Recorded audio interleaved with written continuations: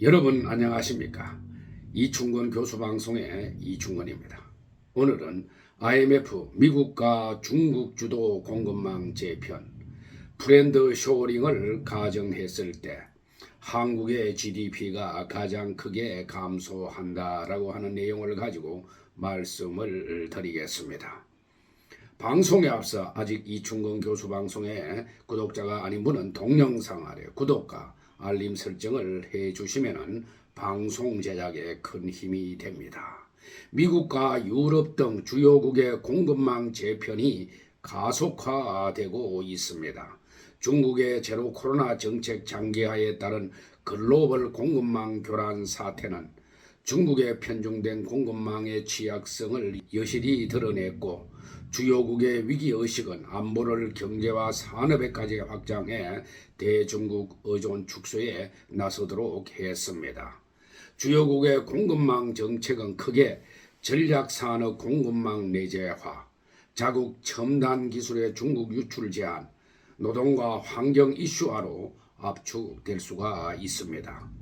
우선 미국은 대규모 보조금 정책을 통해서 자국 내 반도체, 친환경 제조 시설을 유치하는 한편 지원 수혜 기업이 중국과 협력하는 것을 차단하고자 했습니다.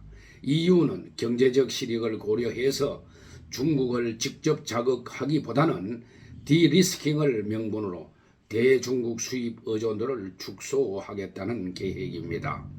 일본과 호주는 미국의 대중경제 정책에 적극 협력하며 각각 반도체와 핵심 광물 산업 부흥을 위한 기회를 모색하고 있습니다. 이에 중국은 대외 변수에 따른 리스크 최소화를 위해서 쌍순환 정책 하에서 자국 내 독자적 공급망을 구축하는 데에 주력하며 특히 전기차와 재생에너지 공급망에 대한 장악력을 키워나가고 있습니다. 경제적 고립을 탈피하기 위해서 외국 투자 기업에 대해 중국 정시 상장, 정부 조달 시장 참여, 토지 사용 혜택 등 투자 지원책도 내놓고 있습니다. 중국산 원자재와 소재 부품에 대한 규제에도 불구하고 해외 자회사와 합작사 설립 등의 방식으로 미국 시장 우회 진출을 시도하는 중국 기업도 늘고 있습니다.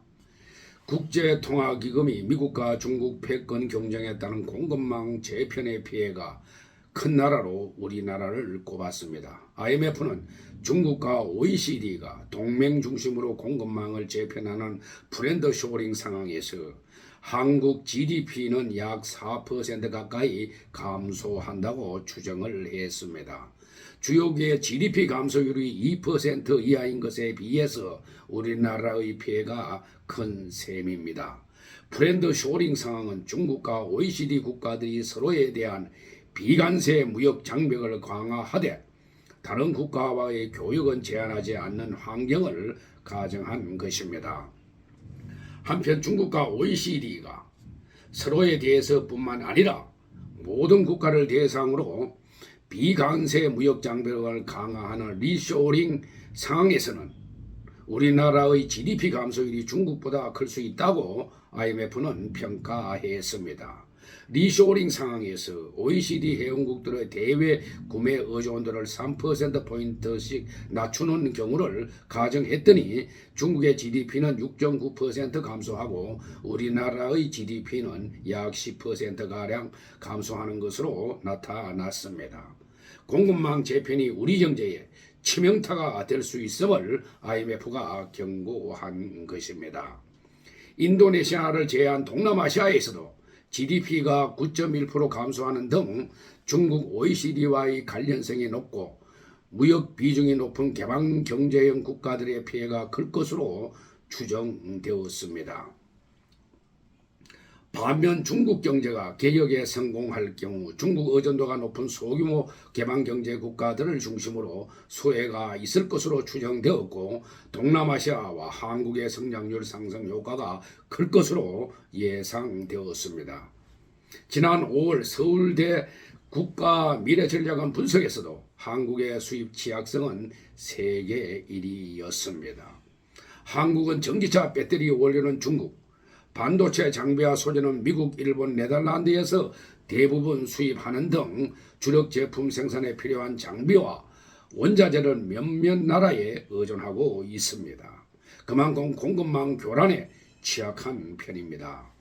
미국과 중국 갈등이 완화되면 피해가 줄겠지만은 낙관적인 전망을 하기에는 상황이 상당히 어렵습니다. 미국은 최근 지난해 수출 통제 조치를 한 첨단 반도체 장비나 인공지능 칩보다 사양이 낮은 AI 칩의 중국 수출을 금지했습니다. 중국도 흑연 수출 통제에 나섰습니다. 한국은 흑연 수입량의 90%를 중국에 의존하고 있습니다. 중국은 7월 갈륨과 게르마늄 수출 제한에 이어서 9월에는 비료용 요소 신규 수출을 중단하기로 했습니다. 중국 견제 목적으로 미국이 주도하는 공급망 재편 움직임은 당분간 지속 확대될 것으로 보입니다. 미국은 첨단 기술을 대상으로 투자 제한, 수출 통제 조치 강화 등 추가 제재를 추진 중입니다.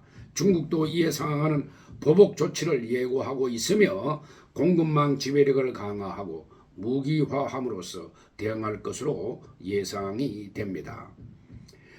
중국의 자원 무기화는 우리나라의 큰 위협인 만큼 공급망 다변화가 시급한 실정입니다. 중국뿐만 아니라 동맹국조차도 핵심 산업 분야에서 파트너인 동시에 경쟁자임을 명심하고 상생 전략을 수립해야 합니다. 공급망 질서 재평과 기술 혁신이 빠르게 진행하는 과정에서 새로운 국제규범 마련과 주도권 확대 노력도 병행해야 할 것입니다.